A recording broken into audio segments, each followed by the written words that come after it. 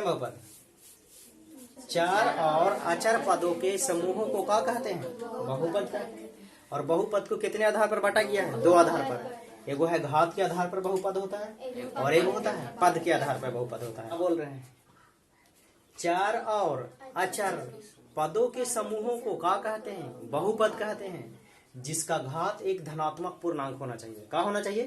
धनात्मक पूर्णांक, ऋणात्मक नहीं। समझ में आया कि नहीं? तो पहले ये देख लेते हैं। देखो पहले ये जो बहुपद है इसको के भागों में बांटा गया है? एक होता है पद के आधार पर, एक होता है घात के आधार पर। किसके आधार पर? घात के आधार पर होता है बहुपद, है ना। और एक होता है पद के आधार पर।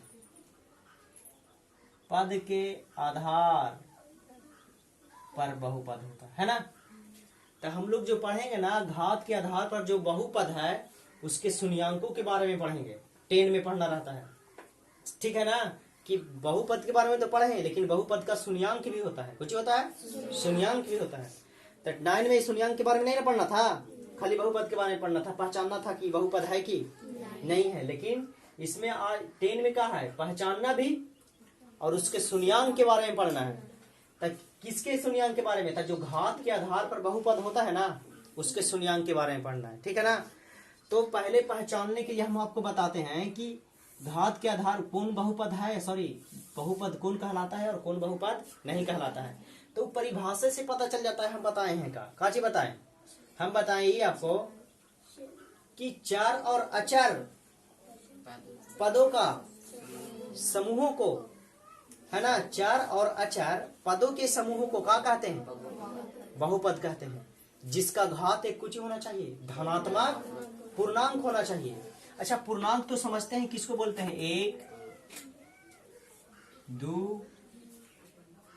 अब देखिए -1 -2 है ना, ये माइनस कितना 3, ये माइनस कितना 4। तो ये भी पूर्णांक है लेकिन ये धनात्मक नहीं है। लेकिन बहुपद का जो घात होता है वो कुछ में होना चाहिए। जो घात होता है वो कुछ में होना चाहिए, धनात्मक में। धनात्मक बोलो तो प्लस में, तभी उसको बहुपद कहेंगे, वरना बहुपद नहीं कहेंगे। जैसे में देख लेते हैं, मान लिया जाए कि एक ऐसा रहे कि 2x² प्लस 6x प्लस 3। आपसे पूछे कि बताइए कि बहुपद है कि नहीं है। क्यों? क्योंकि चार का जो घात है, ये चार का घात है ना 2, तो 2 एक कैसा पूर्णांक है? धनात्मक पूर्णांक है, इसलिए ये बहुपद है। अगर आपको बोल दिया जाए कि बताइए कि -2x प्लस 3x जैसे दिया हो रहा है ना, और आपसे पूछे कि बताइए कि बहुपद है कि नहीं, तो क्या बोलेंगे? कि ये बहुपद नहीं है। क्यों? क्योंकि x जो चर है, x को कहते हैं क्या? इसमें चर, x y ABCD वाला अक्षर को क्या कहा जाता है? चर। और ये जो है अंक को क्या कहते हैं? अचर। तो यहाँ चार का जो घात है, चार का जो कुछ है घात है, वो कुछ है एक ऋणात्मक पूर्णांक है। कैसा पूर्णांक है? ऋणात्मक पूर्णांक। जब जो ऋणात्मक पूर्णांक रहता है वह कभी बहुपद नहीं कहलाता है, इसलिए ये बहुपद नहीं है, गलत है ना। क्यों? क्योंकि हम परिभाषा में क्या पढ़े कि चार और अचर पदों के समूहों को क्या कहते हैं? बहुपद कहते हैं, जिसमें चार का जो घात होता है वो कुछ होता है, धनात्मक पूर्णांक होता है ना। तो यहाँ पर ये देखते हैं कि ये बहुपद नहीं है, ये बहुपद नहीं है। अभी और एग्जाम्पल दे सकता है और आपसे पूछेगा कि बताइए कि √x प्लस 6x प्लस 3 ये बहुपद है कि नहीं। फिर आप क्या कहिएगा कि बहुपद है कि नहीं, तो ये भी बहुपद नहीं होगा। क्यों? क्योंकि रूट का जो मान होता है वो कितना के बराबर होता है? 1/2 के बराबर होता है। तो यहाँ पर से जब रूट हटेगा तो इसके ऊपर के पावर आ जाएगा, 1/2 आएगा। तो यहाँ पर ये देखिए कि पूर्णांक कभी भी 1/2 नहीं होता है, बटे में पूर्णांक नहीं होता है, पूरा पूर्णांक होता है। तो ये 1/2 जो है ये पूर्णांक है, ये नहीं है। तो जब ये पूर्णांक है, ये नहीं है, तो समझिए कि ये बहुपद भी नहीं है। आया समझ में? ये बहुपद भी नहीं है। तो आपको पता होना चाहिए, समझ गए ना कि बहुपद पहचानने के लिए समझ गए ना कि कैसे पहचानते हैं। अगर कोई रहे कि बताइए 1/x प्लस 3x प्लस 4, अब आपसे पूछे कि बताइए कि बहुपद है कि नहीं, तो क्या बोलेंगे? तो ये भी बहुपद नहीं है। क्यों नहीं है? देखिए क्यों नहीं है। क्योंकि हम पढ़े हैं क्लास 8 में कि एक बटा ए बराबर होता है ए के पावर माइनस 1, तो ई जाएगा ऊपर, तो ई आ जाएगा -1। अब यहाँ पर 3x बचेगा, ई प्लस के 4। तो यहाँ पर जो देख रहे हैं कि x का जो पावर है वो कुछ में माइनस में कि प्लस में, माइनस में। जब माइनस में रहता है तब बताए हैं कि जो माइनस रहता है, ऋणात्मक पूर्णांक रहता है, तब वह बहुपद नहीं कहलाता है, इसलिए ये बहुपद नहीं है। समझ में आया ना? तो इस तरह से भी रहे तो समझ जाएंगे कि वो बहुपद नहीं है। आए समझ में? समझ गए ना? अब आइए देखते हैं कि पद के आधार पर कितने प्रकार के बहुपद होता है और घात के आधार पर बहुपद कितने प्रकार का होता है। तो पद के आधार पर भी बहुपद निम्नलिखित प्रकार के होता है और घात के आधार पर भी बहुपद के प्रकार के होता है। निम्नलिखित प्रकार के होता है। घात के आधार पर होता है शून्य घात वाला भी बहुपद होता है। के घात? शून्य घात बहुपद। कौन घात? शून्य। फिर बोलता है एक घातीय बहुपद। कौन घातीय? एक घातीय, घातीय है ना। याद रखना कि एक घातीय बहुपद को रैखिक बहुपद भी कहते हैं। क्या कहते हैं? एक घातीय बहुपद को रैखिक बहुपद भी कहा जाता है, जिसमें घातों की संख्या क्या रहेगा?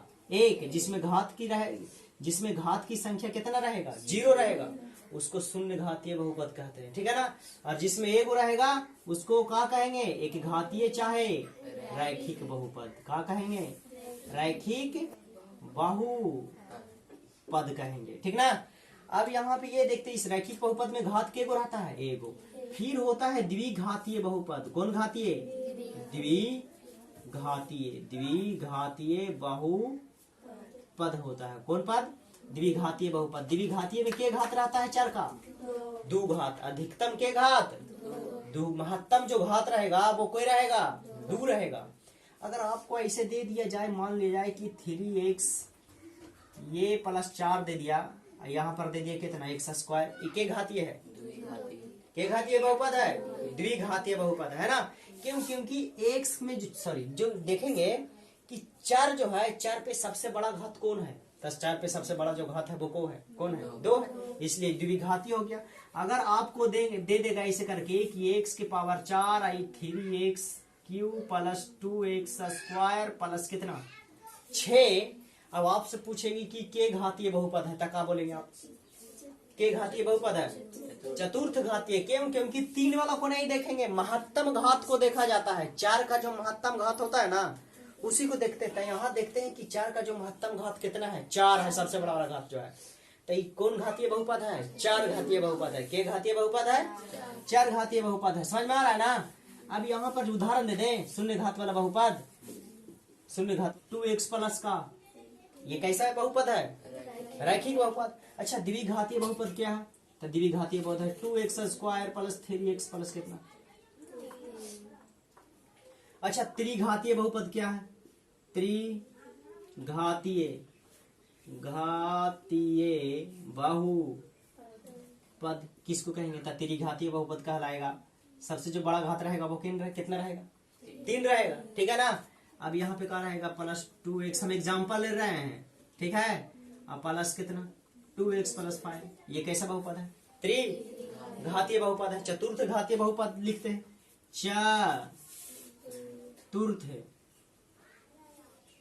चतुर्थ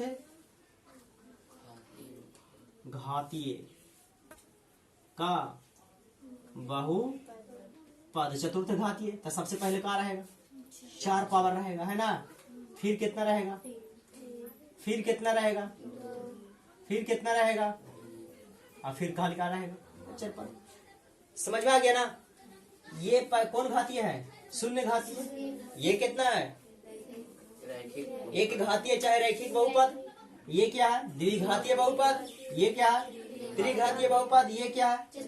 चतुर्थ घातीय बहुपद है ना। पद के आधार पर बहुपद का होता है एक पदी, जैसे में खाली 2 है। किसी में 2 पद रहेगा, है ना। 2 पद बोले तो एक पदी बहुपद होता है। एक पदी बहुपद, ठीक है ना। बहुपद जैसे में कौन?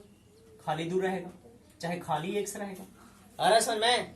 अच्छा, द्विपदी रहेगा कैसे? जिसमें के पद रहेगा? द्विपदी बहुपद, ठीक है। तो द्विपदी में के पद रहेगा? 2x प्लस जैसे 3, जैसे त्रिपदी रहेगा। कौन पदी रहेगा? पदी बहुपद रहेगा, इसको ई कैसे रहेगा, तो ये रहेगा 2x plus square plus 3x plus कितना 3, ऐसे भी रह सकता है। तो ये कौन पद है, त्रिपदी बहुपद है। आया समझ में। तो घात के आधार पर बहुपद अलग और पद के आधार पर बहुपद कुछ ही होता है, अलग होता है। इसी चतुर्थ होता है, पंचम हो जाएगा, ढेर सारा। कि हमको पढ़ना है कुछ ही, पद के आधार पे बहुपद के बारे में नहीं पढ़ना है 10 में। किसके आधार पर पढ़ना है, घात के बारे में पढ़ना है। किसके बारे में पढ़ना है, घात के बारे में। तो हम तो समझ गए हैं कि घात के आधार पर बहुपद के प्रकार के, निम्नलिखित प्रकार के, जिसमें से हम आपको का दे दिए, 4 गो दिए, 5 ठो है ना। पहला शून्य घातीय, फिर का चाहिए एक घातीय चाहे रैखिक बहुपद, फिर का दिए द्विघातीय, फिर का दिए त्रिघातीय, फिर का दिए चतुर्थ घातीय बहुपद दिए ना। अब हम जानते हैं, देखिए यहाँ पर याद रखेंगे कि एक घातीय बहुपद के केगो शून्यांक होगा। तो ये बात हमेशा याद रखिएगा कि जब एक घात वाला बहुपद है तो इसका शून्यांक भी केगो होगा, एगो होगा। केगो होगा, एगो। याद रखना इस बात को। क्या कहेंगे कि जब जिस पर एगो घात रहता है उसका शून्यांक केगो होगा, एक ही गो होगा। दूसरी बात, अगर द्विघातीय बहुपद है तो इसमें केगो शून्यांक होगा, इसका 2 गो शून्यांक होगा। केगो, जितना घात रहता है उसका उतना ही शून्यांक होता है। जैसे में 3 घात वाला बहुपद है, त्रिघातीय बहुपद, तो इसका शून्यांक केगो होगा, 3 गो। अगर ये 4 गो शून्यांक वाला बहुपद है तो इसका शून्यांक, सॉरी ये 4 घात वाला बहुपद है ना, चतुर्थ घातीय, तो इसमें केगो शून्यांक होगा, इसका 4 गो शून्यांक होगा। दूसरी बात यह है, याद रखना कि देखिए पहले इधर एक घातीय बहुपद है ना, के घातीय बहुपद है, एक घातीय बहुपद है। तो एक घातीय, जब एक घातीय बहुपद है चाहे रैखिक बहुपद है तो उसमें 2 गो पद रहेगा। केगो पद रहेगा, देखो ये है एक घातीय बहुपद, लेकिन इसमें पद केगो है, एगो 2 गो है ना। जितना घातीय बहुपद रहेगा उसमें पदों की संख्या एक का रहेगा, ज्यादा रहता है। देखिए पहले इधर ये कौन सी है, द्विघातीय, तो इसमें के पद है, 1 2 3 गो पद है। अच्छा ये क्या है, चतुर्थ घातीय, सॉरी त्रिघातीय, तो इसमें के गो पद है, 1 2 3 4 है ना। तो ये बात हमेशा याद रखिएगा कि जे घातीय बहुपद रहता है उसका शून्यांकों की संख्या भी कितना होता है, 1 होता है, उतना ही होता है। अगर एक घातीय बहुपद है तो उसका शून्यांकों की संख्या क्या होगा, उसका 1। अगर द्विघातीय बहुपद है तो उसमें भी उसका शून्यांकों की संख्या कितना होगा, 2। त्रिघातीय है तो उसका शून्यांक क्या होगा, 3 गो। चतुर्थ घातीय है तो उसका शून्यांक क्या होगा, 4 गो। आपका व्यापक रूप जान लीजिए, किसका रूप, व्यापक रूप। तो एक घातीय बहुपद चाहे रैखिक बहुपद का जो व्यापक रूप होता है वो होता है ax प्लस b बराबर 0। क्या होता है, ये है व्यापक रूप। ये क्या है जी, ये व्यापक रूप है। कुछ कौन रूप, व्यापक का रूप है। किसका, एक घातीय बहुपद चाहे रैखिक बहुपद का बोलिए, ठीक है। द्विघातीय बहुपद का रूप, द्विघातीय बहुपद का क्या होता है व्यापक रूप, तय होता है ax square plus bx plus का c बराबर 0। ये कुछ है द्विघातीय बहुपद का व्यापक रूप होता है, यानी इस रूप का रहता है द्विघातीय बहुपद, जहाँ a और b और c जो है ना अचर पद है। अचर पद बोलो जाए तो कोई संख्या है, जैसे 1 2 3 कुछ भी रह सकता है, और b और c के स्थान पे, ठीक है ना। लेकिन आगे में क्या रहेगा, x स्क्वायर जरूर रहेगा, बीच में क्या रहेगा, खाली x रहेगा, और सबसे लास्ट में क्या रहेगा, x को बाई कुछ नहीं रहेगा, खाली क्या रहेगा, अंक रहेगा। तो ये है द्विघातीय बहुपद का कौन रूप, व्यापक रूप। अब इसको देखते हैं त्रिघातीय बहुपद का व्यापक रूप क्या होता है। तो त्रिघातीय बहुपद का जो व्यापक रूप होता है ax cube plus bx square plus cx और प्लस d होता है। क्या होता है, ax square, sorry ax cube plus bx plus square है ना, ax cube plus bx square plus cx plus का होता है d होता है, और बराबर का होता है 0 होता है। ये है किसका रूप, किसका व्यापक रूप है, यानी इस टाइप पे होता है कौन, त्रिघातीय बहुपद। अब इसमें देख लेते हैं चतुर्थ घातीय बहुपद का जो व्यापक रूप होता है ax के पावर 4 प्लस का bx क्यूब प्लस का cx स्क्वायर प्लस का dx है ना, प्लस का ये दे दो, लो बराबर का 0। ये कौन घातीय बहुपद है, चतुर्थ घातीय बहुपद है ना। ये चतुर्थ घातीय बहुपद के क्या है, ये व्यापक रूप है, यानी इस टाइप पे चतुर्थ घातीय बहुपद रहता है। तो देखिए पहले देखिए, देख लेते हैं इधर इसके शून्यांकों की संख्या के गो होगा, ए गो, ठीक है। इसका शून्यांक के गो होगा, 2 गो। इसमें के गो शून्यांक होता है 3, और इसका शून्यांक के गो होता है 4। क्यों? क्योंकि जितना घात उतना ही शून्यांक, है ना।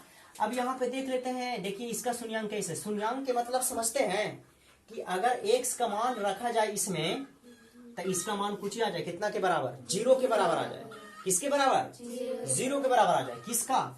अगर इसमें ax प्लस b में, ax प्लस किस में? b में x का मान जब हम रख दें तो कितना आ जाए? उसका मान 0 आ जाए। शून्यांक के मतलब कोची आ जाना, शून्य आ जाना।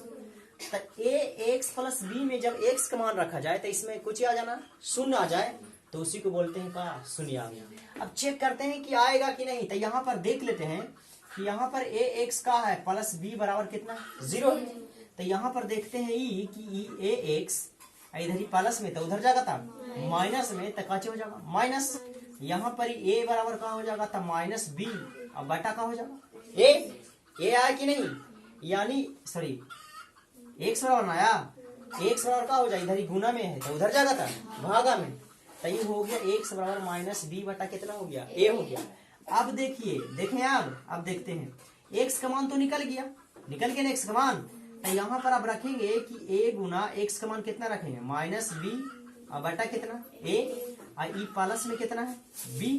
तो देखो 0 आ जाएगा, a से a कुछ हो गया, कट गया, आई माइनस b, आई प्लस b, तब बराबर का आ गया? 0 आ गया कि नहीं? तो यही शून्यांक है, समझ में आया। तो यहाँ पर ही देख रहे हैं कि जो शून्यांक आया है ना, शून्यांक जो है x का जो शून्यांक आया माइनस b बटा कितना? ये आया कहाँ से? तो अचर पद के कहा से? गुणांक से ना, इसे गुणांकों से संबंधित था। तो यही देख रहे हैं कि शून्यांक के मतलब ये हुआ कि अगर x का मान रखा जाए तो वहां पर उसका मान फिर काची आ जाए? 0 आ जाना चाहिए। देखिए पहले इसी तरह से इसमें x का मान रखा जाए, इसमें भी x का मान रखा जाए, तो इसका भी मान कहा आ जाना चाहिए? 0 आ जाना चाहिए। कहा आ जाना चाहिए? 0 आ जाना चाहिए। तो ई था किसका व्यापक रूप? एक चर वाले रैखिक बहुपद का, है ना। एक चर वाले रैखिक बहुपद का था ना ये। अच्छा, था ई रैखिक बहुपद का कौन सी व्यापक रूप था, इसलिए इसका शून्यांक लाना आसान था। लेकिन ये द्विघात बहुपद का जो शून्यांक जो होता है उसका निकालने का तरीका अलग होता है। शून्यांकों की संख्या के गो होता है? इसमें शून्यांकों की संख्या के गो होता है? 2 गो होता है। के गो? 2 गो होता है। एक होता है अल्फा और दूसरा होता है बीटा। इसमें होता है, एक और होता है अल्फा और दूसरा होता है बीटा। ये अल्फा और बीटा निकालने के एक तरीका होता है, वो होता है फार्मूला ई कि x बराबर होता है minus b plus minus root D बटा 2a, ठीक है। जहां d का जो मान होता है वो होता है b स्क्वायर माइनस 4ac होता है, ठीक है। d बराबर क्या होता है? b square minus. अगर ये वाला फार्मूला से लगाएंगे तब जाके अल्फा और का निकलेगा? बीटा निकलेगा। और अल्फा और बीटा के मान फिर इसमें रखेंगे x के जगह पे, है ना, तो फिर इसका मान का आ जाएगा? 0 आ जाएगा। कुछ आ जाएगा? 0 आ जाएगा। समझ में आया ना। तो यहाँ पर अब और फार्मूला होता है कि अल्फा 1 में के में 2.1 में कितना बाबू?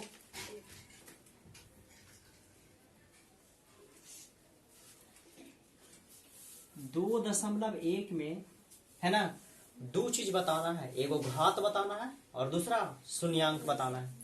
ग्राफ दिया हुआ रहेगा और उसका घात बताना है और काची बताना था? शून्यांक दिया है।